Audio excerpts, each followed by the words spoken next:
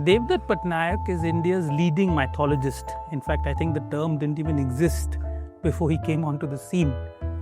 For more than 3 decades now, Devdutt has been at it. He's written over 60 books. So when I came across Devdutt's work, I was just enthralled because he was breaking down Indian mythology. He was explaining it. He was contextualizing it. He was telling us why this is so important to the lived reality of so many Indians. So I'm very pleased to welcome Devdutt to Scroll.in. You translate the Ramayana and Mahabharata and say these are mythological characters. And that anger is even there today in India. On how did you decide who is historical and who is mythological? Fact, fiction, myth. These words are a 19th century, it's really the result of scientific thinking. Newton doesn't convert you, he proves it to you. Nobody has to argue the case for momentum and velocity. It works. I'm a gay person. All my life I was told that it is unnatural. And I'm like, I don't feel it's unnatural. I don't care how intelligent you are. Jesus resurrecting himself after 3 days and appearing with wounds, and that's magical. Our imagination needs that charge. We want magical figures. Have you made a lot of money out of it? Well, I bought a house in Bangalore. If I tell them but temple food also includes non-vegetarian meat, they will say, nahi, ye to tamasic hai. In Kalighat, mutton is prasad. It is Brahmin jealousy. I have entered the space that only a Brahmin is allowed to enter.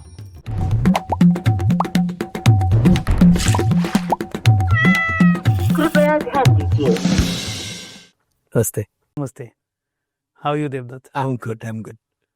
Not a lot of people know that you started off doing an MBBS. Yes. So I'm a doctor. Explain this incredible journey from I used to have doctor to Mahabharata. I used to have a visiting card which used to say medical communicator and mythologist. And I didn't think it was ironical. Until someone pulled me up and said, nobody's going to take you seriously. But the thing is, I did medicine and I worked in the pharma and healthcare industry for 15 years. And then I got into mythology full time. Before that, it was part time. I used to do it and write articles, write books.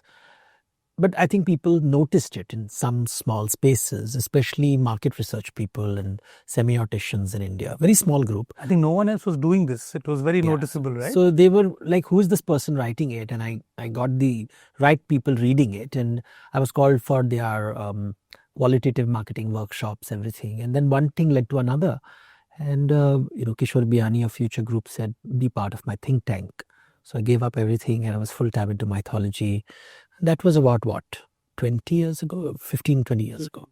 But what attracted you to it in the beginning? Like, how did you go from, you must have disappointed your parents, middle class boy, and at last he's got into MBBS, sab chhod chhad ke, going to write books on mythology. I even gave my UPSC exam. Right. And I got through. And then you got through that I got through also. But then I was like, I came to Delhi for the interview and I was like, Acha, Sarkar doesn't work for me. This is a Bombay snobbery, it doesn't work. Sarkar just doesn't work.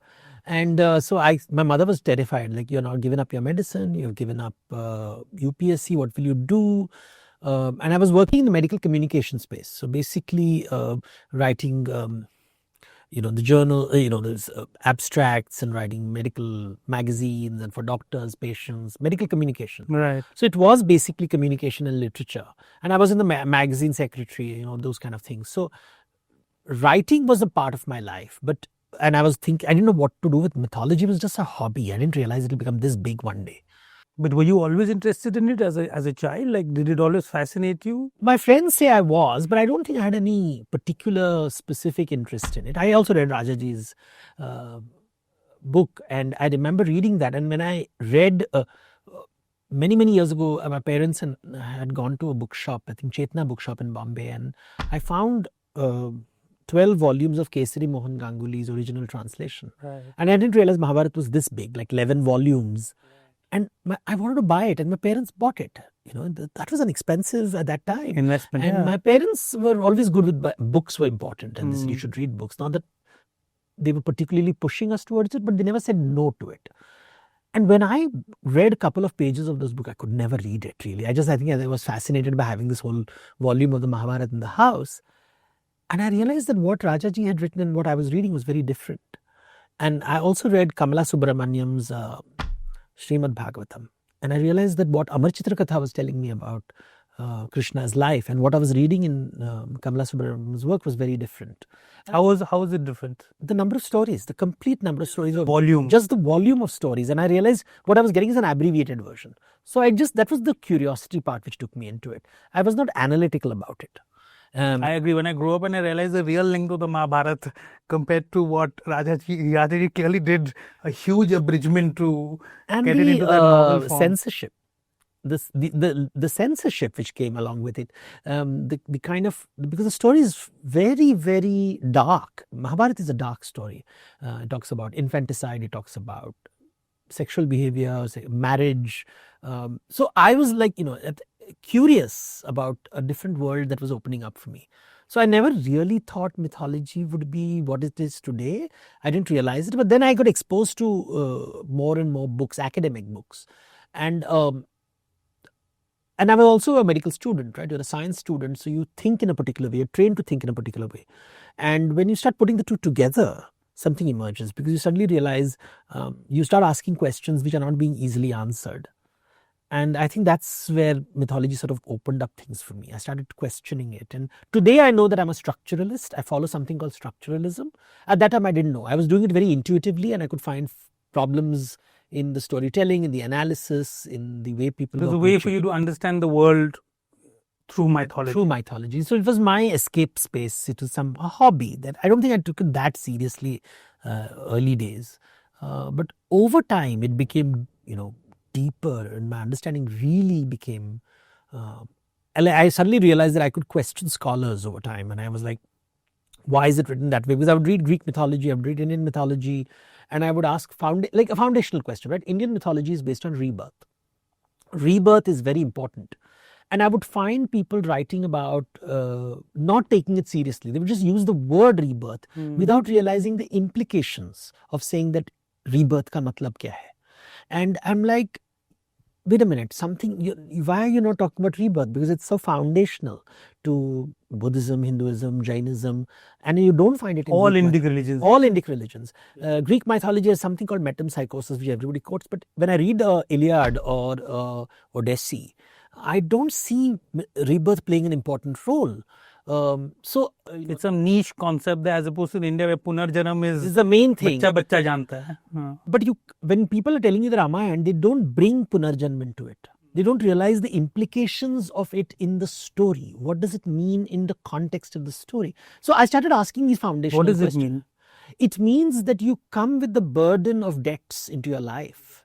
So you don't come with a clean slate. No clean slate. There's no tabula rasa. You've come into this world. Your and 34th iteration. Yeah, you've come in and you have to repay certain debts, and therefore life is inexplicable. Why do you have certain parents? Why do certain things happen to you? Why do certain things don't happen to you? You explain things in this way. Like there is a folk story of Ram, meeting these sages in the forests, and they're all very enamored by his beauty. The sage, their wives, everybody, the plants, trees, animals, they're all enamored by their beauty. And they say, Ram, don't leave us. They fall in love with him. And he looks at them and says, I am Ram in this life. I'll only be faithful to my Sita. And I cannot reciprocate your love. But in my next life, I'll be Krishna. And we'll all be my gopis. And we'll all have a good time together.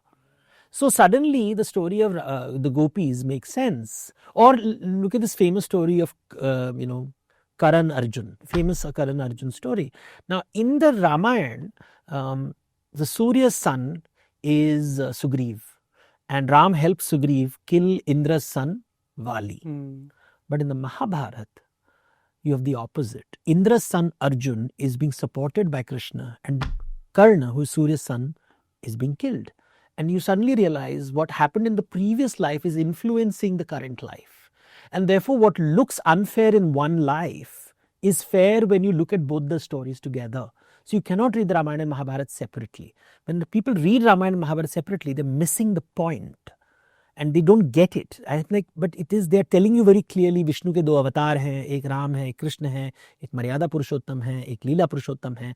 People just say these words without looking at the implications and the significance of these words. And that's something that I noticed, whether it was Rajaji, whether it was, the infamous Wendy Doniger, all of them when they write, or nowadays there are so many mythofiction writers writing it. They don't take this into consideration. And I realized nobody was seriously considering these subjects. They were not thinking about these, what is Ram, what is Krishna, what is Vishnu, what is Shiva. When you say Shiva is a destroyer, simple thing, right? Everybody says Shiva is a destroyer. And I ask, acha, wo destroy kya karte? And I would ask a very simple question, right? What does he destroy? If he is a destroyer, and they say, wo tandav karte hain. But they say, todte kya hai? Because when you say destroyer, you're talking about he has to destroy something. Right. So tell me what he's destroying. And then I'll see hums and ha's, and I'm like, no, the answer is there in the scriptures. You have not read them, and you're not joined the dots. Like Shiva, and they said no. I said, okay, then Brahma is the creator. I remember one of the writers saying that he's the destroyer of evil. I'll say by that logic, Brahma is the creator of evil and Vishnu is the preserver of evil. Now, when I'll ask these difficult questions, you're like, Devdutt, you asked difficult questions. But I said, but it is not making logical sense to me. So can you explain? What is he destroying? And you tell the story of Shiva burning Kamadev, the god of desire. There it is in front of you. Desire is being destroyed by Shivji, which means Brahma is creating desire, Vishnu is preserving desire.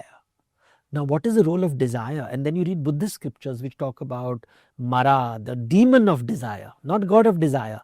And I'm like, wait a minute, they're all talking about desire. What is desire? And then you start saying, but desire is the cause of suffering. But if desire is the cause of suffering, then why is Brahma creating suffering? And is that the reason Brahma is not being worshipped in India? So these are the questions I started asking, and then suddenly each of them start making sense. It almost sounds like there are two streams in Indic thought where somebody is saying desire is important and somebody is saying desire is an evil thing. It's a bad thing. It's the cause of suffering. And you read the Jain scriptures, they say the same thing. And desire is not being discussed. So when I would read a Vivekananda, they'll say, but he's not talking about these things. Everybody tells me that Vivekananda wrote on Indian philosophy, but I said, but he's not talking about mythology. Where is the story of Shiva destroying Kamadeva? Why is he not discussing it? Because that's what, as a Hindu, you encounter, right? You do rituals, you do pujas. And then I would hear words like, in the pujas, when you're doing the ceremonies and you're talking about Kamada, Mokshada. And I'm like, what is Kamada? Give me, I want Kama is good.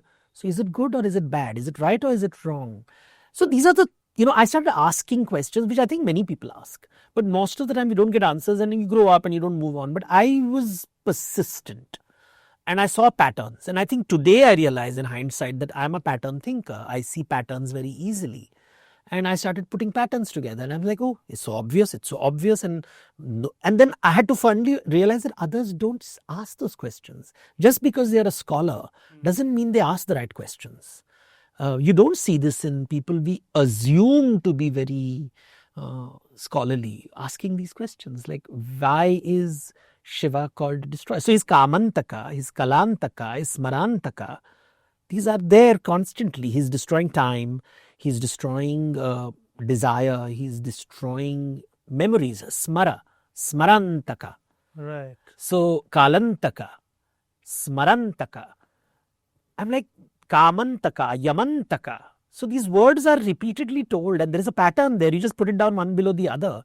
And then I started looking at, I remember in one conference I was telling, and I remember this lady getting very agitated because I said, when you say Lakshmi is the goddess of wealth and Saraswati is the goddess of knowledge and, Durga is the goddess of power, then you say Brahma is the creator. And these are things that everybody knows, right? But I would put it down on a paper. Brahma is the creator, Vishnu is the preserver, Shiva is the destroyer. I said, but the nouns are with the goddesses. The verbs are with the gods.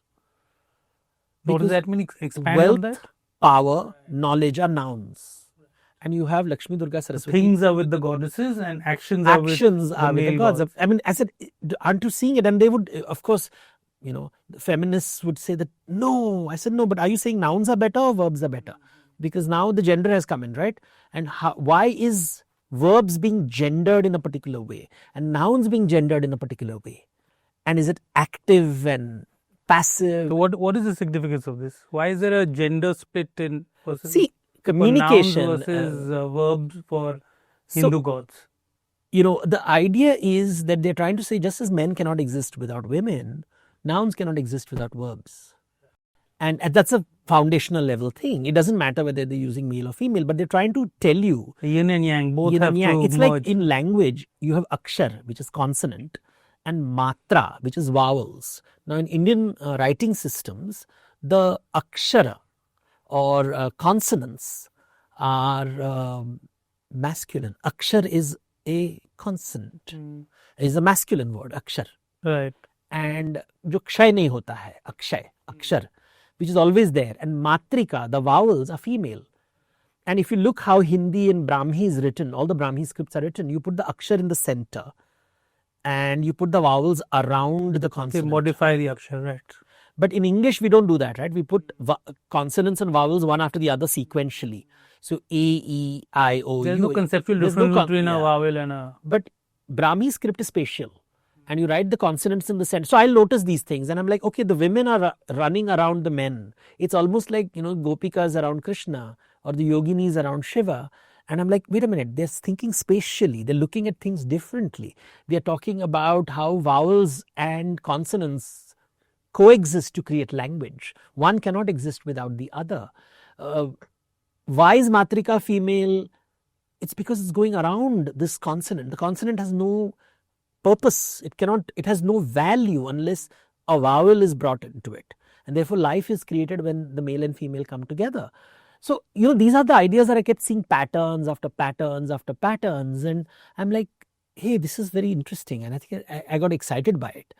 I never realized I'll make money out of it. But have you made a lot of money out of it? Well, I bought a house in Bandra. In Bombay, to buy a house in Bandra, I think is the ultimate. Although it's Bandra East, I must say. Right. Which is not, but it's near BKC, depending on what you want to call it. But Bandra is Bandra. Bandra is Bandra. So as shallow as it gets, but that's what Ramayana and Mahabharata brought me. But I think I didn't realize there was so much thirst for people. People wanted to know. And I'm not interested in just telling the story. I'm interested in analyzing it and comparing and contrasting it with Western mythology, Chinese mythology. Mythology is not just Indian, right? Yeah, that's the one thing I wanted to ask Devdutt is, so like I said, when in my intro I told you that I said that you almost created this profession of mythologist, right? So how do traditional religious figures, preachers, so on, look at you? See, we don't understand the word mythology. It's an English word, first of all. And most Indians think mythology was a colonial construction created by the British, because from the word mithya.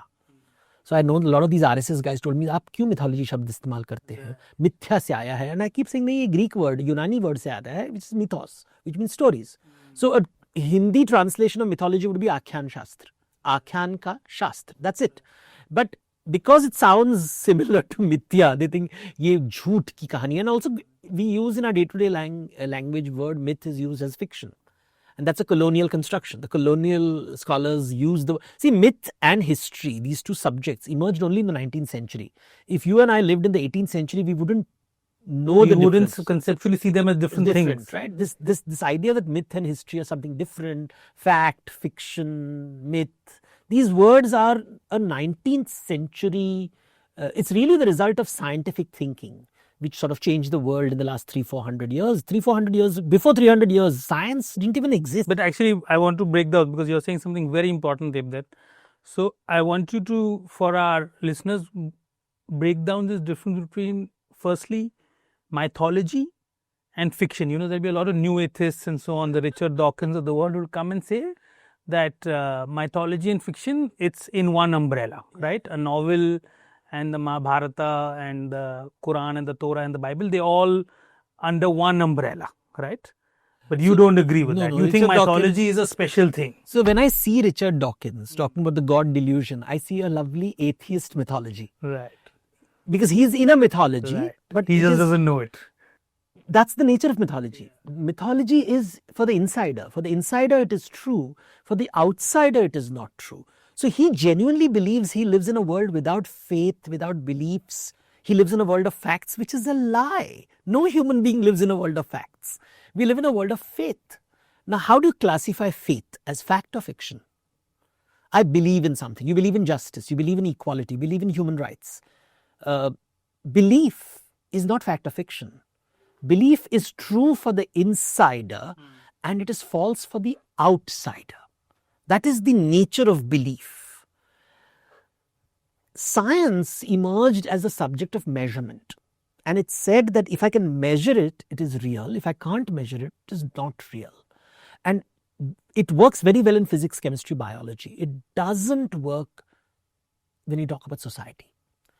Science worked very well in the 18th century because it was limited to nature. They were studying nature, like planets and stars and physics and momentum and velocity and gravity and Newton's laws, and Charles Darwin is studying botany and, mathematical, measurement based. You're measuring things. In fact, I would say to apply science, you need some sort of mythology or ideology, if you want to use a more modern term. Say, I want to save children's lives, right? So science can give you the tool to do that. But if you want to implement the tool, you must have firstly the mythology that children's lives are very, very important, right? Like justice is very important. So these are all human ideas that I don't think science really per se supports in any positive or negative way, right? The thing is, nowadays, like for example, I think somebody said recently that Sanskrit is science. And I'm like, they don't understand what science means. So let's understand what science means. Science basically begins with doubt. You don't believe in something. You have to, in order to be scientific, you have to have doubt. Then you have to believe in measurement. And then you have to believe in experiment. So three things, not belief, sorry. You have to do experiments, you have to do measurements, and you have to always have doubt. And even if you get a conclusion, it's called falsifiability. You have to keep trying to prove it wrong. You don't have faith. It begins with doubt. So science is a subject By of definition, doubt. you will never have faith. Yeah, you never have faith. You will never have faith. So let's begin with science. So you don't say Sanskrit is science, yoga is science, but because you believe in yoga. So belief is about the opposite of science. So first let's know what science is. So when science emerged, it was looking at physics, chemistry, biology, natural world. And they said, hey, now I can see the fact. I now know, for example, the measurement tool gets better, right? I can see the sky, but when I use a telescope, I realize that what I see in the sky is not all there. There's much more to the sky than what I can see. Depending on the quality of the telescope, you can see further and further. You realize the sky is not solid. There are many things beyond it. And you're able to see planets and you're able to see galaxies, which you never saw with the naked eye. Or what is there, you created a microscope and then you could see, things, cells and cellular structures and nucleus. You could see atoms, you had these electron microscopes and you had all these kind of. So as the measuring tool increased, your vision changed. This applies greatly to objects. So physics, chemistry, biology, as I always say, that these are three things, even microorganisms. But then somewhere in the 19th century, they said, let's apply this principle of fact and fiction, measurable and non-measurable, to culture. So from nature, they move to culture. Let's apply it to politics. Let's apply it to economics. Let's apply it to history. Let's study the past based on measurement. The problem is human culture is based on imagination. We imagine things, therefore we create literature, art, poetry. We imagine justice. We imagine property. This is my land. This is my property. Completely imagined concept. Yeah. There is nothing in the real world. Property is not a real natural world. So property is the biggest myth because it is not. It is an imaginary idea that this is my property. So this property is mine. This child is mine. This wife is mine. This husband is mine. This land is mine. And Indian scriptures talk about it a lot, strangely, because this is the Maya hai. This that you believe that you own things. This ownership concept itself is not there in nature. So human imagination is very important to, like, this thing about property that you're saying. Very often myth, the word myth, as you said, is used in a slightly negative connotation, right? But let's put it in this thing. It's very, very important. So our mythos, the worlds we imagine, I would even go so far as to say, for example, love is mythology. Who's to say, there's nothing real, physical about love, right? I'm imagining I'm loving someone. It's a subjective state. So science is about objectivity. Yeah. Emotions are subjective, feelings are subjective, thoughts are subjective. So science excludes emotions, sensations, thoughts. They're not part of science.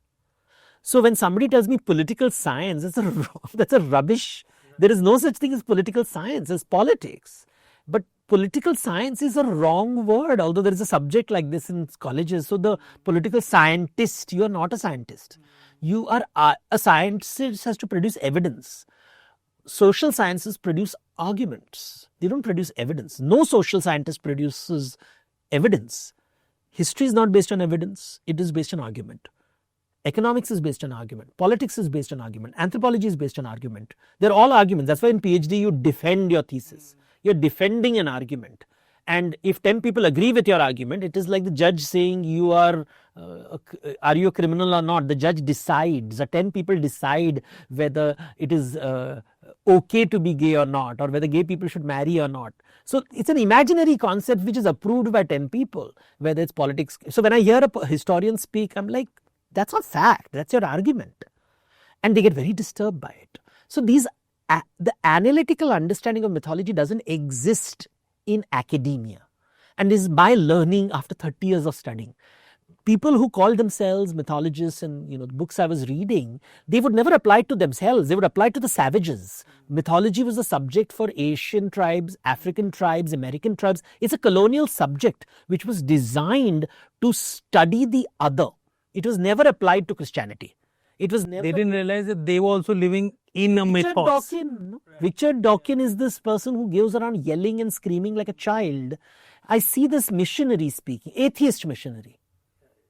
Atheist, because he behaves exactly like a missionary. Yeah. But he's We can even use pracharak. Pracharak, right? Yeah, he's a pracharak. Pracharak. So, jab aap prachar is an argument, right? Scientists don't argue. Trying to convert you to his mythology. Newton doesn't convert you. He proves it to you. Nobody has to argue the case for momentum and velocity. It works. You can't say, I don't believe your gun works. I said, okay, I'll shoot you. You can't say, nahi, mera, ye interpretation hai tumhara. And bullets. That's the thing. So what you're saying, it's irrelevant whether I believe in the law of gravity or not. Science doesn't care. Science doesn't care. And if you don't believe it, that's fine. I don't believe, I'll fly. I'll throw you off the cliff. So science doesn't care for your feelings. But there are to this thing, I really want to bring one concept up. We've been to property, but another thing that I want to clarify to the viewer is an amazing thing of things that are created into quote-unquote reality by belief is something like money, for example. Yeah, reification it's called. In Marxism, they call it reification, but Marx also doesn't realize that he belongs to Christian myth. Most Marxists get very upset when I tell them that, Marx is following a Christian mythological structure. It's a secularized Christianity. It's a secularized Christianity because you believe God. That without God. Postmodern thinkers are all mythology. There are different mythologies. Judith Butler is living in a mythology of anarchy. All these, gender, nowadays this gender biology business is the great divide, because you suddenly realize that gender studies is based on a series of arguments. It is not based on evidence at all. It's only based on arguments. Biology is based on evidence, but gender is based on arguments. And therefore, you can argue your way out. Like now, the judges in America can't decide what womanhood is. So feminism, when I was a kid, I was told feminism is about women getting freedom, respect. As I grow older, I'm being told you can't define women. Nobody talks about men, by the way. They're all talking about trans women. Nobody talks about trans men. And nobody finds that funny. It's basically encroaching women's spaces through argument. So this mythology has come alive because when I saw people trying to enter a woman's space saying that trans women are women, I said that's an argument, that's not an evidence. Arguments are not evidence. Lawyers present evidence and then they argue their case. See, in medical, I'll give you medical example. आप doctor के पास जाते हो, you go to the doctor and what do you go with? You go with the aches and pains. That's called symptoms. So I have aches and pains, symptoms. I feel मैं दर्द है. यहाँ पर I have an ache. Then the doctor will listen to your history. It's called history taking. Listen to your symptoms. Then he will test you. He will check for signs. Is there something that I can see? Is there a red mark? Is there a swelling? यहाँ सूजन है, यहाँ लाल है. He will put the stethoscope and see whether your heart is beating. But these I can hear. So your subjective things, feelings is now being, so that is symptoms. Uske baad signs aata hai. Sign is what I can see. The doctor, and a good doctor can see lots of signs. He'll check with other doctors ki haan inka सूजन है, हाँ सूजन है, आँख लाल है. This is objective. But then he does investigation. Investigation is mathematical now. Here no human being is involved. A machine tells you your blood sugar is high or low. A machine tells you your blood pressure is high or low. Now investigation comes. It's pure objective. It's pure science. There's no human being empirical. involved. It's empirical. So they now, if that says ki nahi, aapka sab, you have heard those cases, right? So I've got a headache and all your tests come normal. You say aapke dimag mein hai. And you feel very angry because you think that, hello, I have got a headache, but the doctor says your tests are all okay. You don't show any signs of any problem. Ye tumhara wahm hai. That's the problem, because subjectivity is always within. Faith is like that. Faith is symptoms. Science is investigation. And I think you need both. You need both to live life, right? Live in the world, right? The doctor will knows that Humans if he tells the patient कि तुमको कुछ नहीं हुआ है, तुम जाओ यहाँ से, his business is going to go ठप. So doctor will say नहीं आपको दर्द हो रहा है, तो the real problem है. So कितना अच्छा doctor है, मेरी बात सुनता है. Historians are like those doctors who don't care for your symptoms. They don't care for your symptoms. They're only looking at the lab report. So they are like these, algorithms. Nowadays, the doctors which will emerge soon. And I want you with to, AI. you raised historians quite a number of times. You seem to have a bit of a problem with historians. If that, I want you to break down. So, as a mythologist, what do you think historians get wrong? See, when I'm sitting on stage, there is a historian and a mythologist. How do people assume who knows the truth? The assumption is the historian is telling you the truth. Right. And I'm like, but he's not even admitting to his own myth, which myth he lives in. So now people are talking about Marxist historian and right-wing historian and Sanatani historian, because people are realizing that what historians are writing is not connecting with me. Something is missing. The symptoms which I came with are not, he's like, no, there is no proof of it. I mean, there was one guy who, all my life I heard about in Odisha when we would go to temples and temples are broken or something, they'll say there's somebody called Kala Pahada, Black Mountain, would come and destroy the temples. And there are these temples of the goddesses, they sing Ma Mongala, there is the goddesses stopped him. So there is this folklore which I grew up with. And then one day a historian comes along and says, well, there's no evidence of it. So it's all lies. So your parents have been telling you lies. You're all liars. So now I'm like, wait a minute, my aunt can't be a liar, my mother can't be a liar, my father can't be a liar. You're saying everybody's a liar except the historian. I'm like, that's a lot of power being given to the historian. And I see historians constantly telling people that, I went to Spain. And in Spain, there is this concept called reconquista. That once upon a time, Spain was Arab and was controlled by the Arabs for the Arabs were thrown out. Yeah. The historians are coming and saying, well, it has nothing to do with religion. It was just a political thing. And religion never played a role. And there's this trend amongst historians across the world that everything is political and everything is economics. It has nothing to do with religion. Religion is just whitewashing. Like there are young historians nowadays who present on YouTube and they'll talk with this disdain for religion, saying that actually, and of course the historian knows everything, right? And that it's that smugness which over time I used to tolerate, and at first I used to think maybe they know more, and then I realized no, it's their politics. They are saying that human beings are driven by greed and ambition, and faith does not play a role in building temples or breaking temples, building mosques, breaking mosques. It is all about politics and economics. Now that's a particular way of thinking. And I hear historians say that all the time, and then I ask the historians, so when you write history, are you motivated by politics and economics? Is it a funding toolkit? These are the words which they use. Or are you coming from ideology? Is there a faith? They'll say, no, we are trying to find the truth. So basically you are noble, but the kings you write about are not noble. And this kind of conversation is not happening, these meta conversations. Which I think with, when people use words like right wing and left wing, I think this conversation is now public. It's come out. The government, the people are saying that, surely what our ancestors told us can't be lies. And that's the confrontation which is happening globally, where people are saying, wait a minute, there is some university professor saying womanhood does not exist.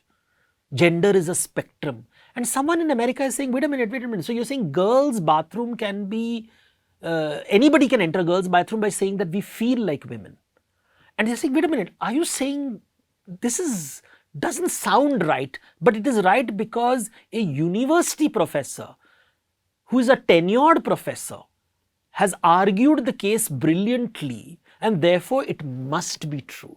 This kind of power being given to academia is a new kind of Brahminism. But who would decide it then? who would you want to decide this question? But who decides what is true? But like, for example, in this specific thing, who would you want to decide? I don't want anyone to decide for me. I'm a gay person. All my life I was told that it is unnatural. And I'm like, I don't feel it's unnatural. I don't care how intelligent you are. Your own lived experience. My experience is was there. What was And my primal. lovers have a great time. I'm having a great time. I'm not encroaching your space. I'm in my private space. What's your problem? You know, and you can't understand it. I understand that. It doesn't make sense to you because it's not your experience. You don't experience what I'm experiencing. Now, that's a conversation you and I can have. Hey, To say you're wrong. that you're wrong and you're evil, you don't exist, you should not be valid, you are like these kind of languages which are used. And I know scientific community does that, and medicalization of homosexuality is a major problem. People were castrated, they were killed, there are religions which will throw you off cliffs because of your desires of pleasure. I think we forget how new this idea of the liberal idea of accepting homosexuality is. It's so new. Like you, as a young man, you would have really borne the brunt of that. Yeah, so I grew up in a world, and I think that played a very important role in my mythology, right? Because I realized that people don't understand everything. पहले से ही मुझे पता था कि हिंदी में बोल सकते हैं. It sounds so nice in Hindi, but you can't say it in English. You will say that. Not very smart these people are they? I think because I saw the underbelly of society and I could see Bombay's night and the world was so different. That people who you think are Bhadralok, what they do in the evenings. And I found that very exciting that this secret world exists. And even today I know so many religious people who party at night, and I know them personally, and they come out in public and they'll be like, but I'm like, you can be whatever you want to be. You think this played your life as a gay man, closeted gay man at that time, played a big part in you understanding mythology? Well, I didn't think I was closeted. Right. You weren't closeted. See, I didn't know these words. Right. I am what I am. I just knew that you don't talk about, you never talk about sex anyway, right? My sisters wouldn't talk to boys. We grew up in a household where my sisters would not talk to, like, bad girls talk to boys. Even heterosexuals were closeted. Yeah, so everything was like, you don't talk. Everything was closeted. Kuch hota hai, no? That is the world we lived in. And I would wonder why my sisters are reading Mills and Boon and giggling away to glory. And then I've discovered the sex scenes in those 3 pages of, and we don't talk about sex in our country. So everybody was closeted. You get married and something happens and bachcha ho jata hai. Magically, yeah. Nobody talks about it, right? So I don't think I was ever closeted in that sense. I just knew there are certain things you don't talk about.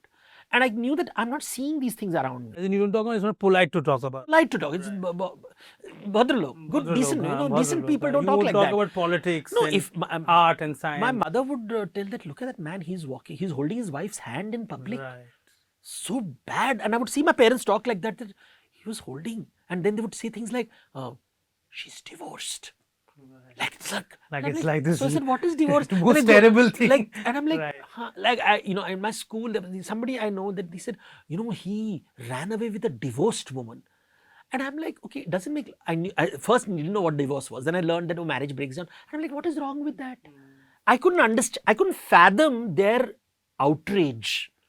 I couldn't fathom why. I didn't mean indoctrinated into in that the world outrage, because I was anyway the outsider. I'm the experiencing outsider. Things from a very different perspective. Right? Yeah. I'm like, but I'm feeling desires that I don't know what to do, and I'm not seeing anywhere men with men, and there was no porn or any of that. You're not exposed to it. You're this school-going kid who comes home, and you're getting these hormonal things. And I think that plays today. In hindsight, I can argue that that helped me become a good scientist, because in medicine symptoms, signs, investigations. You are trained in medicine very systematically to understand other people's bodies. I'm not even talking about psychology and psychiatry. I'm just talking about whether you have a heart problem. So I would, when I read forensic medicine for the first time and I said, homosexuality is a crime and section 37. So when you started studying medicine, homosexuality was classified as a crime. And psychiatrists would say that this is it's unnatural sex. It was classified as a disorder. It is, and see the English word used was unnatural. Now I'm reading the Bhagavad Gita where Krishna is saying, I am nature, everything that exists in the world is me.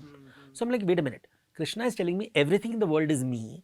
These guys are saying this is unnatural. How can it? Yeah, so what is unnatural? Mathematical. It does not it's make not sense. mathing. So ये जम नहीं रहा है. So I had a problem with that. So my curiosity, every subject, That's fascinating. Yeah. at that time, I think this Rajneesh was very big. The Pune ashram, and when I went to medical colleges, when the HIV/AIDS crisis happened, by the way. So suddenly, sex was being talked about. 80s basically. 80s, Late 80s. 90s. 90s, Almost, because right. see, India, the HIV/AIDS crisis starts in the late in the 90s. It starts in the 90s, not in the 80s. In America, it's 80s. By the time it reaches India, it's 90s. So one must remember that India, it's about 10 years later, it is a conversation. But because it had become a global pandemic by that time, and every medical department had to talk about it. We had to wear those masks. We had to talk. It was like COVID happened. In the same way, now everybody seems to know so much about viruses. In those days, we had to learn about sex because you had to talk about blood, and I would have these conferences where people would say, and I would say, but the virus doesn't know which fluid it is located in. So why are you saying homosexuality spreads the disease? Because the virus doesn't know which fluid it is in. There was a lot of prejudice around it. It was, I think, it very disparaging. It was called gay cancer and Because so on, it right? spread in the gay community in America, and the Americans, as we know, are one of the smartest people in the world. Like they're really very primitive and backward people. They still believe, even the president of America uses the Bible before he swears in. I'm like, why are you believing the Bible? I'm like, it's a mythological book. But as a mythologist, why do you have a problem with that? Because He can you believe are in his saying mythology. that I will be a good leader because I believe in my God. You just have to be a good leader. Right. But you'll have to believe in some mythology to be a good leader. Do it with any other book, you will not be Right. So president. it's Let's only be that very, very mythology. clear. Let's be very clear. America may claim to. India is far more secular than anybody else. Our prime ministers and president. Now, of course, things are changing a bit, but we never thought about ever. I don't think we would appreciate a president of the country or the prime minister of the country holding a religious book. So even today, people talk about it. Like, what are you doing? But America is like suit woot pehan ke, Bible pakad ke. Let them hold the One Quran nation and do under it. God. Let's hold the Quran and do it. Let them hold the Bhagavad Gita and do it. So Americans are not that smart. We should not give them that much credit. And that's I had learned that long ago. So you were asking these questions around why it's associated with being gay. It's because scientifically it didn't make sense. Because the virus has no thoughts and feelings. It has no ethics. It has no It doesn't morality. even know you're human. You're Like, it's human. just It like- doesn't care. It's doing its own thing, right? I remember in a science conference, somebody was talking about gay and lesbian and anal sex and vaginal sex and percentage of transmission. So I went on stage at that time. We were debating and we were talking with science students. I said, why are we using this language? It's moving from one body fluid to another body fluid. Body fluids, and I put a chart out there saying that these are the ways in which body fluids exist. This act is called kiss. This act is called vaginal sex. So what is this tension? I could see people in the room getting tensed because I remember I gave this lecture in one of the medical. I think the doctors are putting their own gender mythology, which is later onto I a realized very that. basic biological. Biology, I'm like, and even today, recently, I was giving a lecture with, we were talking about menstrual blood, and I was like, I said in the old, I started explaining, there were this 100 women in the room, and I was talking about menstrual blood, and they were like, "Aap bahut brave ho." I said, it's just a bodily function. Like, as children, I grew up because I had two sisters. They'll talk about these funny packets which would enter the Black house. packet mein aata. Black packet mein aata. I'm like, what is it? I never knew what's a sanitary napkin. I didn't know what it was. As a doctor, nothing's left to the imagination. Everything is talked about. And I had brilliant teachers. I had really good teachers who would like, if you show any sign of, embarrassment, they would yell at you saying that patients are going to be removing their clothes in front of you. This is the way you talk. Don't you have any respect for people? They trust you enough to remove their clothes in front of you. You cannot talk like that. So I had really good teachers. And I think that gave me a scientific way of thinking. And I realized that even in medicine, this kind of prejudices would come in but medicine is pure science.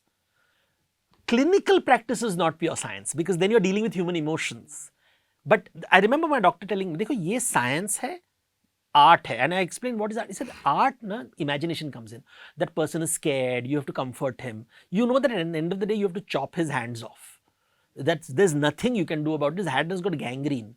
And you have to chop his hands off, but you have to manage his emotions. Now, the emotions are, I remember the doctor telling me that. That part is not scientific anymore now. Now, I'm not a scientist anymore. My scientist is telling me iska haath kaatna hai. But now I have to be a human being. And I have to deal with the emotion of what it means for a human being to lose his hand. because the trauma of it. And at that time I was like, oh, that's very interesting. This is science and this is art. And this is what makes a great doctor. I was just going to say, this is what makes a great doctor. Like sometimes, I go to a doctor, how a doctor listens to you, comforts you. He might, like the other guy might be even better at the science of it, but somehow you feel better, more comfortable going to That the particular nice doctor. person. The nice person. Right? We don't, because nowadays we have got this AI and bots and all that. At the end of the day, the robo can do a great surgery, but you want a human doctor to come and talk to you and say, "Sab theek ho jayega." ठीक हो जाएगा बेटा, whatever. Sab theek ho jayega. And you know that's not true. You know that's not true. Things can go wrong on a surgery table. But you need that assurance. And I think that I think that science background of mine helped me understand mythology very well. And today it's helping me understand historians very well. We have given power to historians, which has been misused, continues to be misused. No matter how, unless you admit to your own prejudices, you don't tell me, because every historian has a political, economic strand. If you believe in justice, I'll give you an example. Historians before the Second World War spoke of civilization and savages, and they use race science. Race was a very big topic before the Second World War. Every department in the world, We forget that it was science. it was considered race Phrenology, science. you used to measure the They skull. used to measure the skull, black people and all that. Then Holocaust happens. Then nuclear bombs are dropped. Edward Said writes about Orientalism. And suddenly after that, the world changes. And now history, they have gone to the other side. They say, no, race is not a science. Don't discuss IQ. Don't discuss genetics. And now we should talk about oppressors and oppressed. So now new structure has been brought into in the history. And all the historians are talking about, you read a history textbook. What you are saying, Devdutt, though, seems very pomo. You're talking about multiple truths, postmodern basically. You're talking about multiple truths. Do you think, would you describe yourself as a postmodernist? No, definitely not. Right, you seem aghast. Yeah. Why? So listen, what's so wrong in being a postmodernist? because I think there's something about like phenomenal multiple truths. See, Is something that I think is postmodern important to is realize, a good right? idea, Right. but it is also very stupid. So Right. let's begin with this premise. Right. Good ideas can also have a stupid side to it. Just because you're a good idea, not 100% good. You have a dark side. So let's begin with what is pre-modern. Pre-modern, you didn't think of science, you didn't think of measurement, right? Then modern era comes. Measurement becomes important. Measuring tool becomes important. That's a modern era, where you start believing reason and rationality. And postmodern says, hey, you're not rational. We know you have prejudices. And every human being, every scientist has a prejudice. That's They're coming from somewhere, basically. What you were everyone. saying, that what is your ideology? But What is the Richard? Pomo person believes he's outside prejudice. Right. He doesn't see his own myth. And all conversations, just because you come from prejudice doesn't make you invalid. What the Pomo says is that they're imagining a world without prejudice.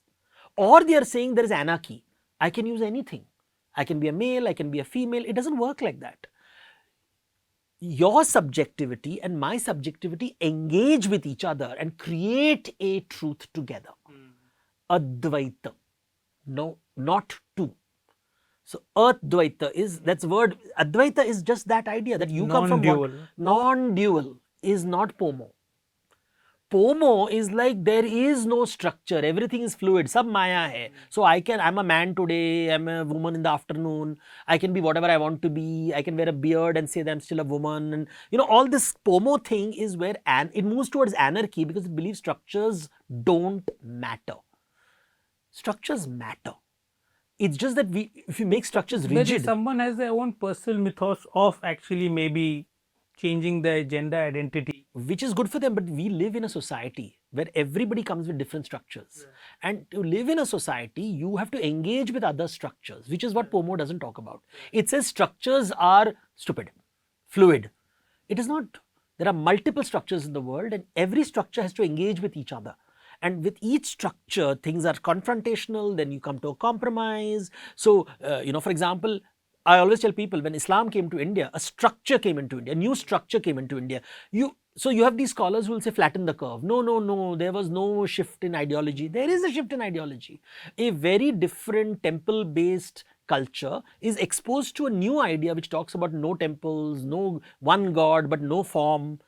So now when two structures come together, obviously there's going to be a clash. Then over time, they figure out how to live together. Some stay away from each other. Some find a middle path. Then there is this whole... Some ideas exchange, some fighting happens. And that's how societies function. A Pomo person will say both structures are wrong. We should live in this fluid ecosystem where nothing exists. And therefore, they keep using words like anarchy. Society is all about creating order. And order, language is based on order. We create, our imagination has... So it seems like you agree with the diagnosis that there are multiple truths, but you don't agree with their prognosis. What should be done? Yeah, so they are saying those truths have to be disowned. Right. They are disowning other people. They are disowning subjectivity. Or they are saying only my subjectivity matters. Because I believe in something, I can troop my way into your life. I can enter your space. So when somebody says that, hey, I feel like a woman, good for you. I should be access to a woman's bathroom, but have you checked with the women? Why should they make room for you? The reason is because the West is dominated by monotheistic thinking. They believe there is only one truth in the world. So Pomo is one truth. Pomo doesn't make room for other truths. There is complete disrespect for others. So when I hear them, they're talking from the pulpit. Look at Richard Dawkins, he talks from a pulpit. Look at Judith Butler, she talks from a pulpit. They are all selling an idea. They are like the lawyers in the Supreme Court, deciding the fate of whether gay people should marry or not, while straight people are allowed to have adultery and divorce and all kinds of things. Because somebody argued the case well. And the judges were convinced with that argument. I want to dig deep into this thing that you're talking about, this India-West difference. Do you think Indians have a particular genius towards mythology? You know, things like, for example, the Ramayana, the Mahabharata have existed for thousands of years in, I don't know, hundreds of iterations. You know, there's a big, even in Bengal, there must be many Ramayanas. There's that. So is there an Indian genius towards mythos that many parts of the world don't have? So mythology is physiological. Every human being needs a mythos. Just as your computer needs an operating system to organize knowledge. So you need a system to organize knowledge. You need a framework. It's a framework. So your mind is fluid. It's going all over the place. Imagine a child being born and exposed to all kinds of stimulations. We are not like plants and animals. Plants and animals don't have imagination. Humans have imagination. So our imagination goes all over the place. You have got dreams and you have got kind of... What is imagination? Imagination is the construction of alternate identity, alternate thought. You can imagine a world where plants are flying. You can imagine a world where dogs are talking. You can imagine anything. Now, in order to... Because you'll go mad, the child is like completely lost. The parent talks to the child, and that's how mythology enters the mind. The engagement with the child creates an organizing principle, what is called sanskar in Sanskrit. The first 2-3 years of the child is being exposed to a whole bunch of things with the parents. So if the child is being fed with chopsticks, the child is seeing the world differently. The child is being fed with fingers, it's seeing the world differently. Fed with, you're using toilet paper, you're using water, your body is being treated. You're told to cover yourself. So your brain is getting an organizing principle. That's mythology. So all human beings live in myth. Pre-modern man, modern man, post-modern, doesn't matter. You can't live without myth. So let's begin with that. You'll be a wild animal or something, I guess. You'll be mad. You won't be human. Yeah, you'll go, because you don't have an operating system. It's like you cannot have a computer system without an operating system, a computer without an operating system. I mean, before you go over, I want to dig deeper into this because I think, again, people don't realize how pervasive myth is. For example, nationalism is a sort of myth. Yeah, secular myth. Secular myth. So, right? what is the qualities of a myth? Myth will have story, symbol, ritual. So, you have the Indian national movement. You have got symbols like the flag. You have got rituals like the national anthem. We all have to stand up when the national anthem is being played. That is how a community is being created. It's like going to a mandir or a masjid. You go Absolutely. there, you Namaz sing that padhna song, hai. you come back. Mandir mein jana hai. So, mandir also. So, what you find is you have the church, which is 2000 years ago, there was no Roman Catholic Church. But there was something. There was some ritual which is being performed. 3000 years ago, there was no Islam. But there was something happening in Arabia. People had an operating system. Human beings, Stone Age, there was an operating system. So operating systems have existed. That's the first point we should remember. Then comes East, West and Southeast Asia. Now in India, we are a unique geography. Every few kilometers there is a river. Every few kilometers there is a mountain. Every few kilometers there is a desert. So you are connected but disconnected. So there is the monsoon. When the monsoon falls, there are rivers that you can't cross. Then the monsoon goes away, you can cross, you can meet people. So we are exposed to ecological diversity to the extent that when we engage with people, we realize that everybody thinks differently, functions differently. The desert people are different from the river people, are different from the mountain people, are different from the coastal people. It is happening in a very small geography. We are connected but disconnected. But imagine if we lived on mountaintops. People from one mountaintop and the other mountaintop don't talk to each other. Therefore, you find the maximum language density in mountaintops like Caucasus Mountain, Papua New Guinea. They don't talk to each other enough. But we keep engaging with each other. So our geography allowed us to make room for multiple truths. Right? Which is very different. One way to put it is you had to make room for multiple. There was no other way There was no other way. Otherwise, you'd be killing each other. Or you wouldn't live. There was no other way to exist. Basically. Because the people of the mountain have metals, but they don't have... They can at least be away from each other, right? But they don't have food. They have to come and talk to the river people. So what happens is, for example, when we talk of Mesopotamia and Egypt, these were vast areas with the same ecology. Well, we had multiple small ecologies. So we have always been polycentric compared to a monocentric culture. Like Egypt was for 3,000 years the same artwork. The artwork doesn't change in Egypt for 3,000 years. What does it indicate? A culture where thinking had been frozen. Literally frozen for 3,000, maybe I'm exaggerating, 2,000 years. But 2,000 years is a long time. That's why Egyptian art doesn't show a dramatic shift over 2,000 years. And it's something that people don't realize. I keep telling people, please look at Egyptian art. It does not change. 2,500 years ago is when the 2,500 BC is when the pyramids were built.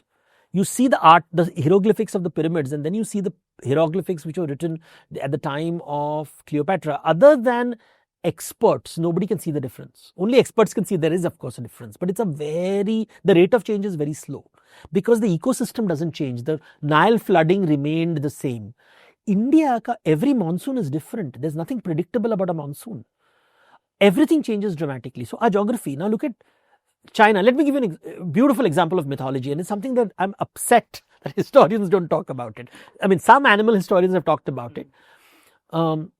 There were elephants in China and there were elephants in India 4,000 years ago. How do we know this? When I go to Harappa, I find seals which show the elephant. We don't know if they were domesticated or they were baby elephants, but they were definitely elephants in the vicinity.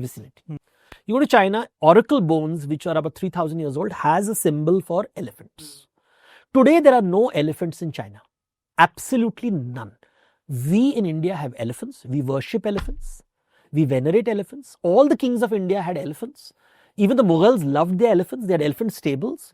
Indian army without a elephant is not imaginable. What the Chinese did is they killed all the elephants, saw them as pests. Why did one culture see the same animal as a pest and the other culture saw this as an animal without whom you cannot live? It's how you imagine the animal. The same thing doesn't happen. You build around the mythos you build around the animal. What matters to you? We celebrated an animal, you didn't celebrate. Now compare this with a horse. Neither India nor China can breed horses. It is not native to the land. You have to import them. Yeah. Indians imported horses, Chinese imported horses, but we imported them very differently. All the horses came from Central Asia, mostly from Central Asia, Uzbekistan, that area, the Central Asian area, Persia. But in China, they wouldn't let the horse traders enter the country. They built these Great Wall of China basically to keep the nomads at the market was separated. Ki tum barbarians ho, you stay there and at the frontier we will exchange goods. You don't enter my country. India never had that because we didn't have a single hegemonic power sitting in unified as an emperor. We had multiple states and you come. So they would come, they would cross the Khyber Pass, they would come to Pushkar, they would go Haridwar, which is famous, was really famous for horse trade.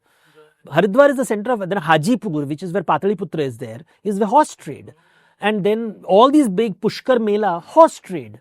You go to Tirupati, that area, Raichur, all these places were horses. These horse traders would keep coming and selling their horses. There were no walls. So Indians were okay, aa jao. So you see, what does it say then? What's your point here from the point is that the China has always had walls. They had the Great Wall. Now they have the firewall. So their mythos is the of wall. A closed, unified culture. A closed, unified. They believe in nature, but they say inside the walls the rules of the emperor apply. Outside the wall, nature exists. They value nature. Nature is very important in China. And in Indian mythology, there is no wall. So there are no walls. Our walls are mental, caste. Mental. Right. Caste is the wall. Caste is the wall. Indians have walls, but maybe because our walls are so strong mentally that we don't need. We don't know. And physical wall, there is no stone. Where is the stone? Harappan civilization had no stone. They had to import stones from the neighboring mountains.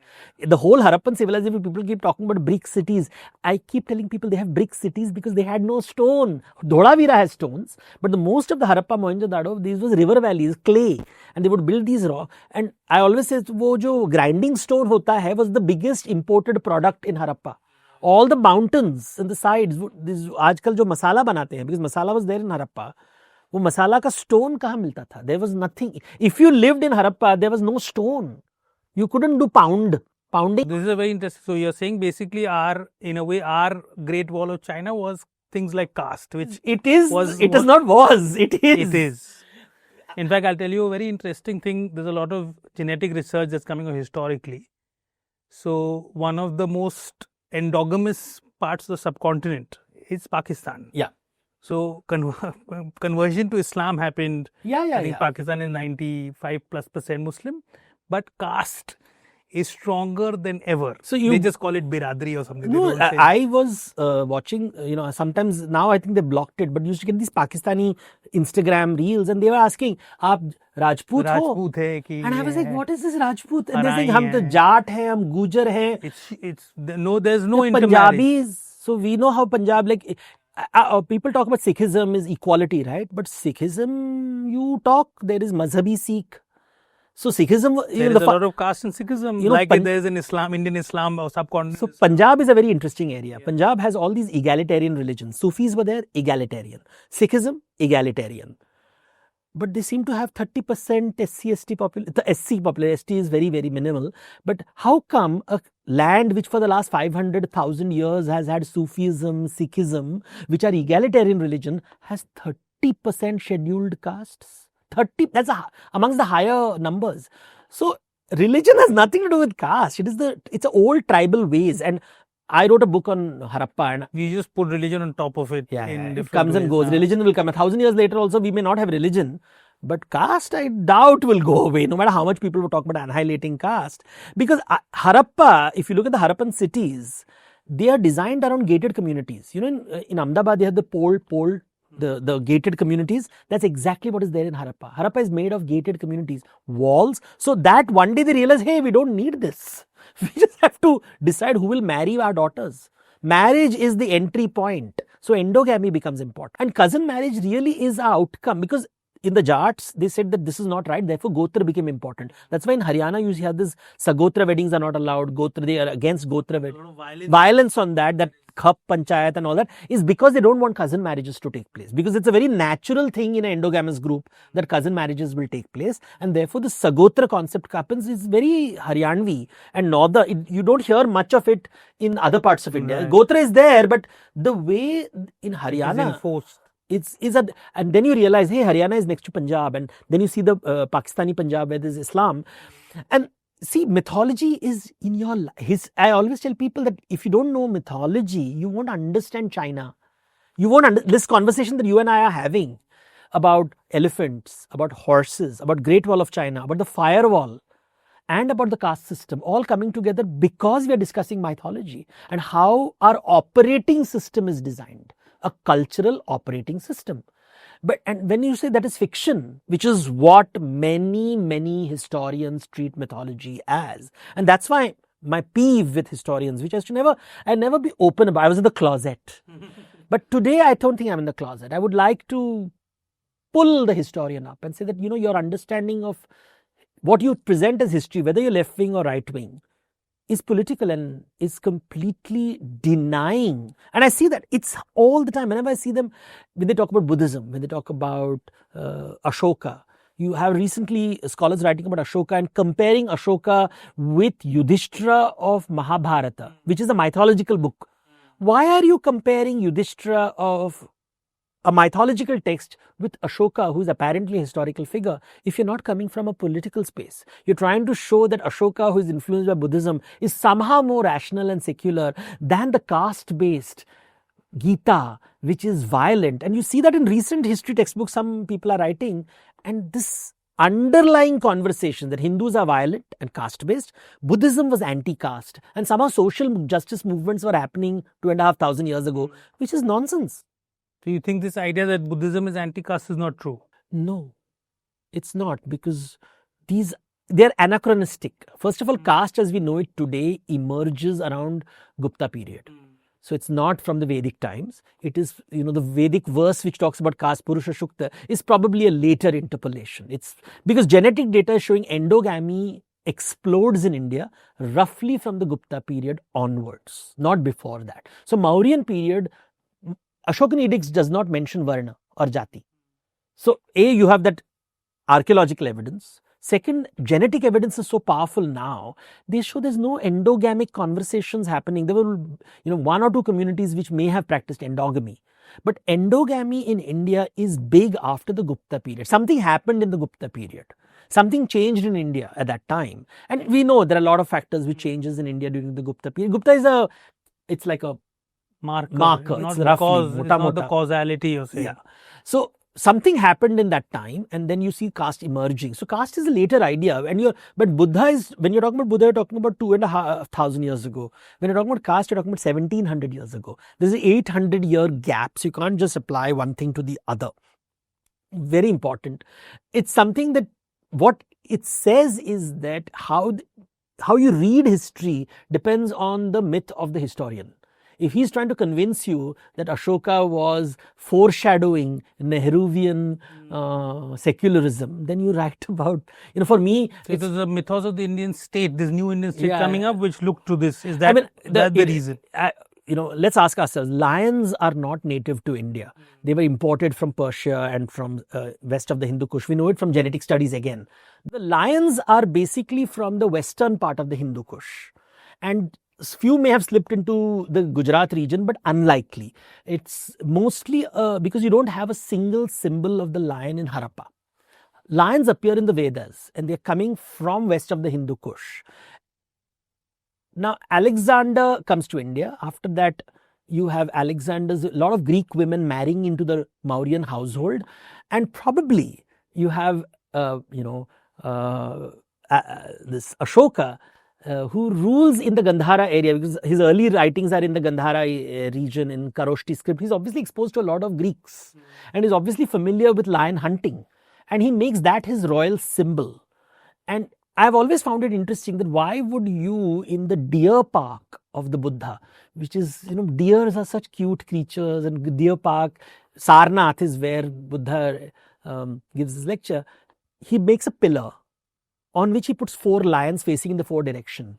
The alpha predator, the symbol of lions, because the Persian kings would hunt lions and show that's the art which they would show, that to be the lion is the alpha male. So you're showing the symbol of the alpha male in a deer park of Buddha. You couldn't choose any other animal. You could choose an elephant. You could have chosen a bull. You could have chosen a buffalo. This is art. So why did they choose a lion? No historian talks about it. And for me, that is interesting. Why do you choose not to talk about the choice of, we talk about toxic masculinity. And in a way, historians are endorsing toxic masculinity, because Ashoka is using very masculine symbols in Sarnath, which is full of deer. Deer is the prey and lion is the predator. And you're calling him a Buddhist. So why are the Buddhists using very masculine symbols? And it's a question to be asked. But what is your answer? Well, here is a king trying to say that I'm the boss. Right. I'm Buddhist. We know nowadays we have a lot of politicians who keep bowing and doing namaste a lot, and they bow all the time, but that doesn't mean they're humble, right? So I always tell, why are Ashokan edicts not seen as political propaganda? Why are they being read seriously, not with cynicism? Because today, if any politician puts a board saying that I am hurt by the riots that happened in our country and I want to change my ways, we will start laughing. But when Ashoka writes it in his pillars, we don't find it funny. We are saying no, because the Buddhists started turning him into a symbol. देखो हमारी Buddhism के वजह से वो change हो गया. Chandashok became Dharmashok, and that's Buddhist propaganda. To show that conversion changed him from a bad guy to a good guy because of Buddhism. These stories came much later, even in his Ashokan edicts. In fact, I think we should tell our viewers that I think till the colonial times, Ashoka was thought of as a figure of Buddhist legend. It was only Cunningham who came and showed that history was invented in the 19th century. Asiatic society comes, you translate the Pali text, you have the archaeological society which finds Ashoka, you find the Buddha, you say these are historical characters. You translate the Ramayana and Mahabharata and say these are mythological characters. And that anger is even there today in India. The right wing's anger. Expand on this. So it's very interesting. You're saying the Ramayana and the Mahabharata is a mythological text. That's what was decided in colonial age. And Buddha is a historical figure. So expand on that. Why is there anger on this? Because on how did you decide who is historical and who is mythological? On what basis do you decide? Like they decided, for example, Ram is mythological and Buddha because we have no historical. Evidence of Ram's existence. We only have these texts and manuscripts which are written around this period. I don't have any physical evidence, but there is no physical evidence for the Buddha. There are stupas and there are temples and there is a religion and there is no... Ashoka himself visits the site of at least two Buddhas, Kanaka Buddha in Negali and Gautama Buddha in Lumbini. And there's a third Buddha he visits probably, which means he also doesn't believe there's one Buddha. He believes there are three Buddhas, but no historian tells me that. I happened to find that when I was studying the edicts and I saw the historians are writing it in one line and dismissing it, not telling us that Ashoka believed in multiple Buddhas. So why do you think historians are doing this? Because they are constructing a rational Ashoka who is following a rational religion of social justice, which they imagine is Buddhism. Right. And thus the historian exerts his... And Hinduism does not get that label. Hinduism is violent, right? Mahabharata, Gita is presented. I recently read a historian who has reduced the Bhagavad Gita into... Arjun has to do violence because that's his caste. He's a Kshatriya. Now, as I said, endogamy starts caste as an idea. Please name who the historian is. Sorry? No. I never name historians. It will help our viewers to understand who we are talking about. Let them figure it out. Google karo. So, the historian writes about Bhagavad Gita as it's a caste-based document. Krishna is basically letting Arjun, you're a Kshatriya, you have to kill people. And when he hesitates, shows him the cosmic form, frightens him into following caste duty. This is the reductionist view of the Bhagavad Gita, which a Western historian, I mean, that's as far as I will go, will tell. This is the reductionist view, and then it will be contrasted against Buddhist document, which talks about peace and non-violence. What they will not tell you is that the Vinaya Pitaka is the earliest text in India, which has the maximum number of rules against women and against homosexuals. Right. Now, as a gay person, I was interested in knowing about history. And what is the Vinaya Pitaka? Vinaya Pitaka is the rules for monks. And monks are told, of Buddhist monks. Women are dangerous creatures. They will assault you on the road. So please cover yourself all the time. Right. Don't walk alone on the road because women will assault you. If you read the Jataka stories are full of lascivious women waiting to pounce. Like nowadays, bolte na, raat mein bahar mat jao. Boys will attack you. The Vinaya Pitaka is telling the monk, don't walk alone. The women will attack you. Being with a woman, some of the language is better to be with a snake. It is like putting your body, being in contact with a snake is safer than being in contact with... So, language is, I mean, I don't know exact quote because somebody will get upset if I say that. But I wrote an article for Scroll many years ago, listing all the misogynist... We'll put the URL in the... Yeah, please put that. And I put that and I got attacked and trolled by the entire Buddhist lobby saying that you are not understanding the larger picture. But I'm like, data is data, right? The first reference to gays are no right, they cannot become a monk. The Pandakas cannot become a monk comes from Buddhist documents. Yeah. So you think gay men were barred from becoming monks in Buddhism? And in Jainism. Jainism is also a document which talks about Dravya Sharira, Bhava Sharira. And so a historian who will tell you that Gita is promoting caste will never tell you that Buddhist documents promote misogyny and homophobia. So acts of commission and omission, you will repeatedly, because caste is somehow very exciting, misogyny and homophobia is not. Like with this idea that women are impure, menstrual blood is impure, non-veg food is impure comes from monastic orders. All monastic orders said flesh is bad, blood is bad, women are bad, menstruation is bad. So this is something I want to dig on. It's very interesting that I think this world in India that we live on, where non-veg meat is seen to be bad, is maybe a Buddhist Jain idea. It's a monastic idea. It's not a Vedic idea for sure. It is not a Vedic idea for sure. In fact, in the Shatapatha Brahmana and the Jaiminiya Brahmana, there are stories of Bhrigu who travels to the other world and he sees people screaming silently because they used to eat plants in their previous life. So if you eat animals, in the next life you will be eaten by animals and you'll scream like the animals you ate. If you eat plants, you will still scream, but like the silent screams of animals, of plants. So basically every time you're cutting vegetables, they're screaming, but you can't hear them because you have no empathy. Now this is what the Vedas are saying. Why is nobody telling me the story? Why are vegetarians not telling the story? This is a Vedic story. Why are the Gurujis not telling me that, if I cut brinjal, the brinjal is crying? What is the reaction you get from maybe conservative You Hindus are reading when you say Western this? scholarship, English scholarship, because I'll give you something interesting. As a non-Brahmin, I have access to the Vedas only because Max Muller translated it. Let's be very clear. No Brahmin... You would not have been allowed to read it before this. The Brahmins also had forgotten its meaning. Shayana is the only one who wrote a commentary on it somewhere in the 13th, 14th century, which is written in Sanskrit again. So I don't have access to the even translation. The commentary is written in Sanskrit. So Sanskrit can only be read by the upper caste man. So nobody else had access to it. Max Muller... I think it's even more than upper caste. Only Brahmins can read Sanskrit. Well, if you fund the Brahmin, you somehow... Dvija can. Dvija can, right.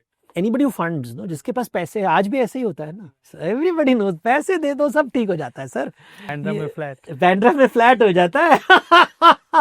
So this fact is something that is understood. So Max Muller, a German, translates it. It may not be the best translation. There are lots of problems in the translation. But he does it. But there is a translation. For the first time, anybody can access. 3,000 years, right? So you and I have access to the Vedas because we can Google it today, is because of a German guy who translated it.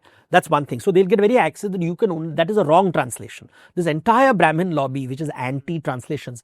And then you read Hindi translations of the Ramayana, which is in the market today. And you read the translations of what happens when Ram goes hunting. Every time Ram goes hunting and is or dealing with some animals, because in the Dharma Shastras, for Shraddha, you have to offer animals. Different kinds of animals are mentioned in all the Dharma Shastras. If you offer a rabbit, how many days the ancestor will be happy? If you give an antelope, how many days will the ancestor? If you give a fish, how many days? If you give a rhinoceros, how many days? Shraddha means post death. After death, you have to feed the ancestors. Right. So in Hindus, you keep feeding the ancestors till you produce babies. So it's complex. It's called tarpana. You give but tarpana. As part of the Shraddha, meat is all very Dharma regular part of the Shraddha. Including Manusmriti talks about this various meats. So one of the Ramayans talks about how this golden deer thing had nothing to do with Sita. It had to do with Shraddha rituals. Now, when you read the translations in Hindi, suddenly every time Ram goes hunting, he's actually foraging for pumpkins and radish. And he is there is all references to hunting. The golden deer episode is written out of some Hindi Ramayana. No, they will say she wanted a pet. No, I think on television also they said, I want a pet. I'm hunting. So you are mistranslating it in Hindi, but apparently all English translations are wrong. Right. Scholars have written, nothing me. You just have to Google mistranslation of Valmiki Ramayana in Hindi and you will get a whole bunch of Google searches. AI will tell you what are the various they are translating. Because, Mamsa, I'll give you the oldest Sanskrit dictionary written by a Brahmin and you can find it out. You don't need my name. Flesh, Mansa, is translated. The first line says flesh of an animal. Last line says flesh of a plant. Which means as per convenience, I can always say that all reference to Mansa in the Vedas is plants. So basically, Ashwamedha Yajna was not the slaughter of a horse, it was a pumpkin pudding. Pumpkin sacrifice. They were making pumpkin pudding.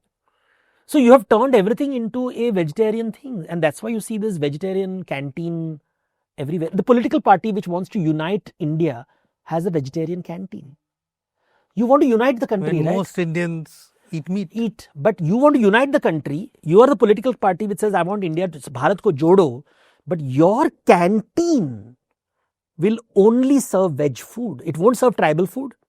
It won't serve the food of the Bhils. It won't serve the food of every caste. It will only serve tribal तो बहुत दूर की बात दूर है. की बात है. Odia food they won't serve. हाँ, they won't serve. No, want- they'll say dalma because that is dalma, the vegetarian. vegetarian Dalma, Odia veg- food, yeah. the Temple food. हाँ, Temple temple food they'll food, offer. yeah. If I tell them, but temple food also includes non-vegetarian meat, they will say, नहीं, ये तो तामसिक है.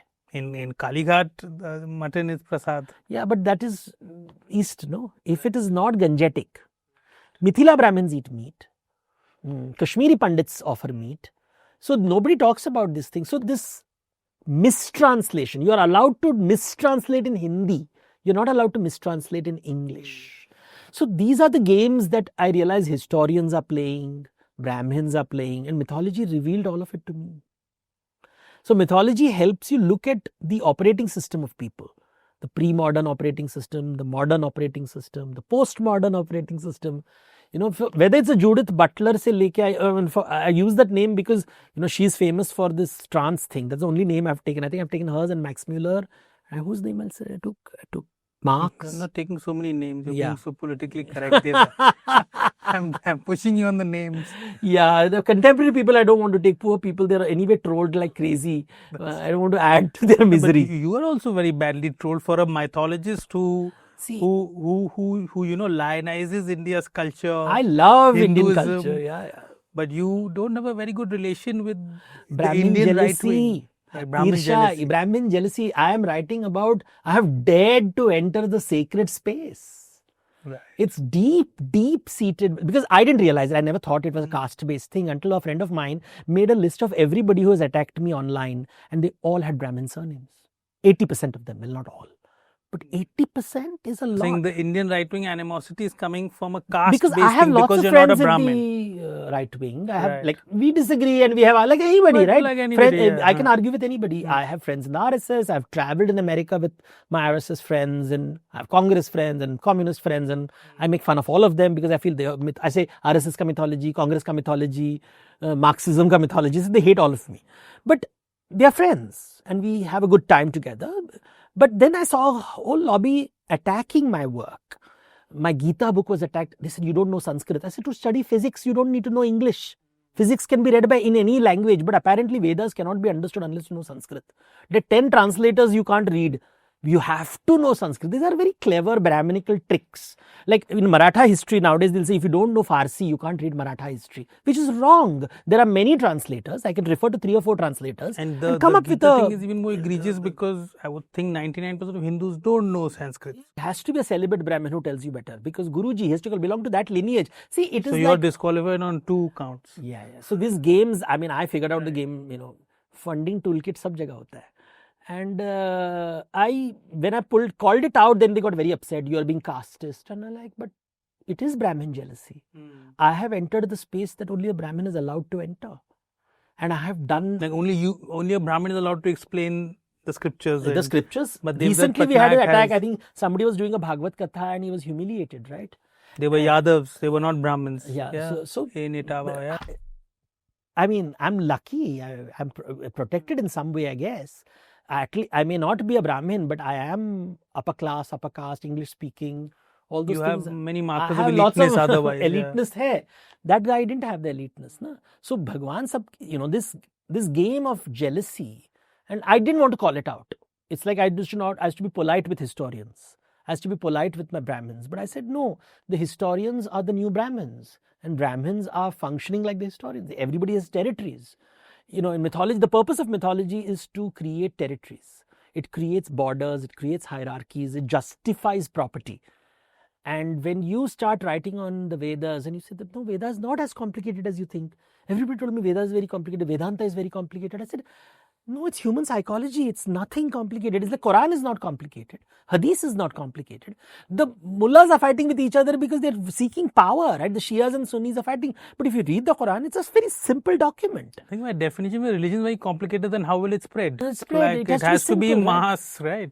I mean, Like it's the most mass thing we have in our planet. somebody told me that, you know, Jesus is a historical figure. I said, no, but he turned water into wine. And that's the reason he became very popular.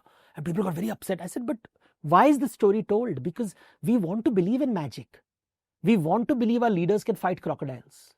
We want to believe in magic. In fact, there's this big trend of historicizing religious figures. Yes. But a historical Jesus Historical Jesus, is historical prophet. is so less spectacular compared to the religious Jesus, right? See, history is made to mobilize the people. You need mythology. History doesn't mobilize people. Mythology mobilizes people. So there may have been a trader called Muhammad, but it's the prophet Muhammad who spoke to the angel, who traveled on Buraq to the farthest mosque and thence to heaven. Is what it is. Glorious. He traveled from one mosque to the farthest mosque to heavens and spoke to the prophets before him and to the angels and negotiated with God and came back and told you how to live. I mean, that's Adbhutaras, it's called. It's like the Vishwarupa of Krishna, which is, or Jesus resurrecting himself after 3 days and appearing with wounds, and that's magical. That's what is fascinating, attractive. Our imagination needs that charge. We want magical figures. We want our leaders to be magical. And I think that is something that we have forgotten. That is something that people don't realize. That's what mythology does. It brings Adbhutras. It seems like you're not a very big fan of the rationalist world. It's very boring and drab. I'm a science scholar. I understand rationality and I know what it can do and it cannot do. Right. The investigation will tell me that your hand has gangrene and I have to operate. But it's the kindness of the doctor that makes me feel good. I like a good boss. I don't want a rational boss. Because rationally, we all know how the judges operate in our country, right? Rationally, they can prove that men can marry women, divorce women, have adultery, and it's perfectly fine. Even paternity is not allowed. Somehow they find the rationality for that. But the moment one man says, I want to marry another man because I love him and I live together. That's not allowed. That's not allowed because rationally we can't agree with it. The same judge who says, I care for, we the people and all those stories which I told, the constitution is a mythological concept. It's like the hadith. Yeah, exactly. Yeah. You we decide to believe in it. We decide to believe it. We the people is... There's no constitutions found in nature. Nature has not given you constitution. There's right? no constitution nature on Mars. See, nature is predator will kill the prey. Nature is about territories. It's about violence. There's no property in nature. So when Locke said, right to liberty and property, neither of which exists in nature. This famous Locke, John Locke, the Enlightenment thinker. He talked about liberty. All human beings are born free, or some one of them, those famous state of people. nature. Now we know they all had slaves. But we all know, but they all spoke of liberty and they all spoke of property. Neither of which exists in nature. In nature, no animal. They presented it as a natural thing. And self-evident truth. Self-evident truth. And even today people talk about it. I said, what is self-evident truth? There is no such thing as liberty in nature. Everybody belongs to a food chain. There is no freedom. We are all part of a food chain. So what liberty are you talking about? So it's something that people don't understand, that what liberty are you talking about? I want to be free means what? You're part of a food chain. Either you eat or get eaten. Either you feed or get fed. This cannot be escaped as long as you're a biological entity. We are a biological entity. No matter how much gender studies will talk about biology doesn't matter and women don't exist and it's all fluid. At the end of the day, bhook lagti hai na, khana to khana padega. At the end of the day, the Buddhist monk, the Jain monk had to go for food. Bhiksham dehi. Without food, there was a woman cooking food for them. That is why they could become monks. All these monks have these lovely kitchens where women are cooking. Ashoka in his edicts made fun of women's rituals, Mangala rituals. He said they're frivolous. Real thing is ethics and morality. He said, khana kaun banata hai yaar? Because he made fun of the childbirth rituals and he made fun of the rituals which are performed during travel and illness. When a mother's child is ill, she doesn't know where to go. She prays to the gods and you're making fun of those rituals. That's not a nice person, except for the historian. The historian feels it's perfectly such a rational thing to do. And I'm like, oh my God, these are psychopaths. Because when you start focusing on rational and reason and measurement, it's really psychopathy. And you're endorsing psychopathy. I tell you, historians think human culture is based on greed and ambition, not on kindness and belief in a larger reality. When they say na khuda se dar, nowadays they don't use the word khuda, they say the word Allah se dar.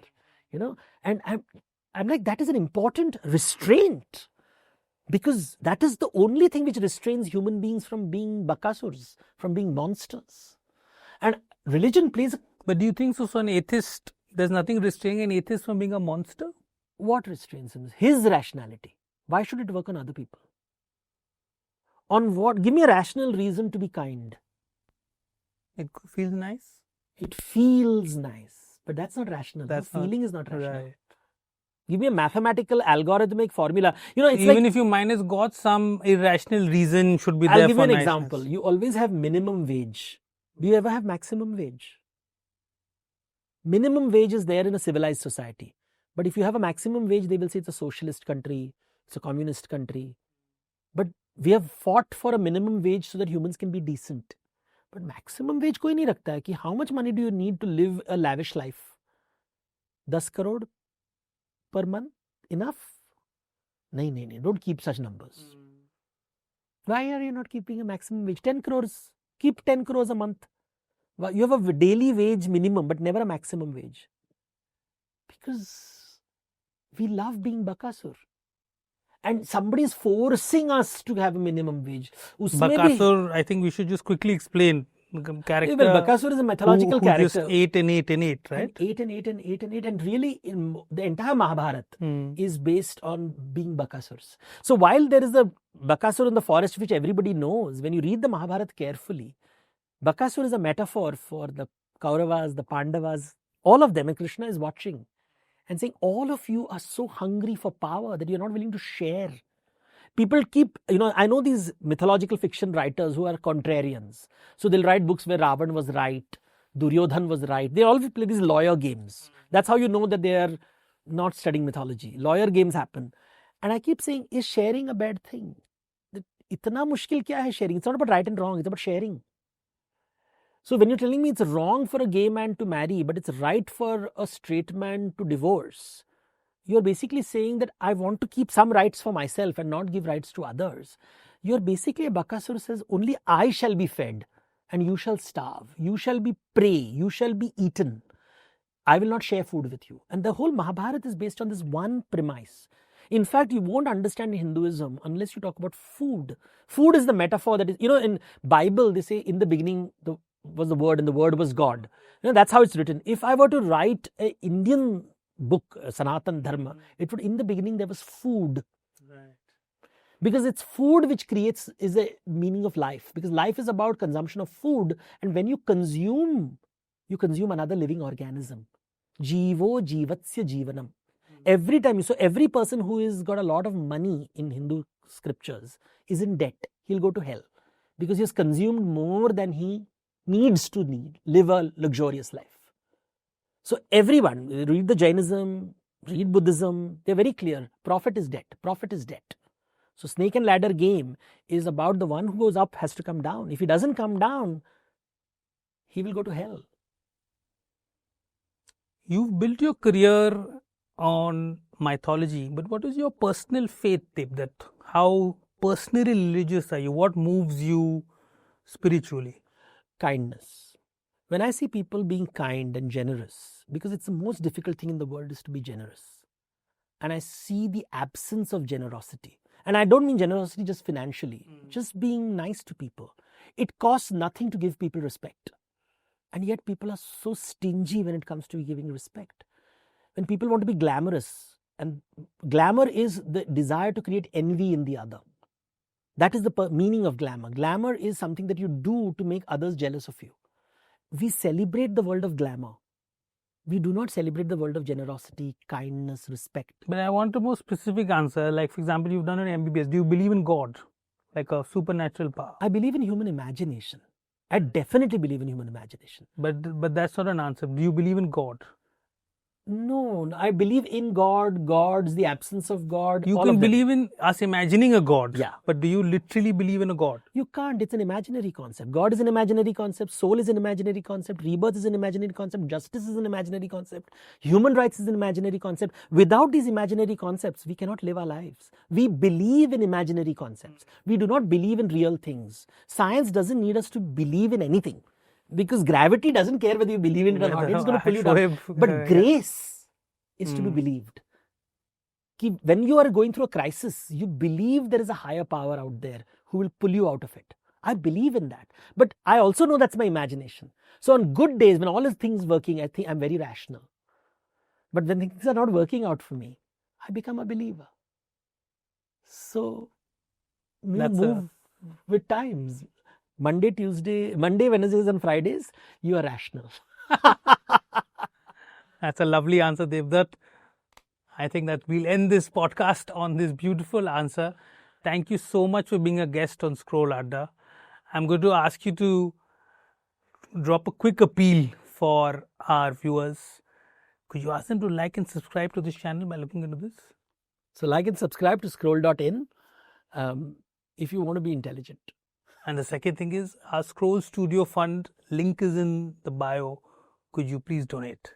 So the Scroll Studio Fund is in the bio. So please donate. Be generous. Don't be bakasur. Thank you so much.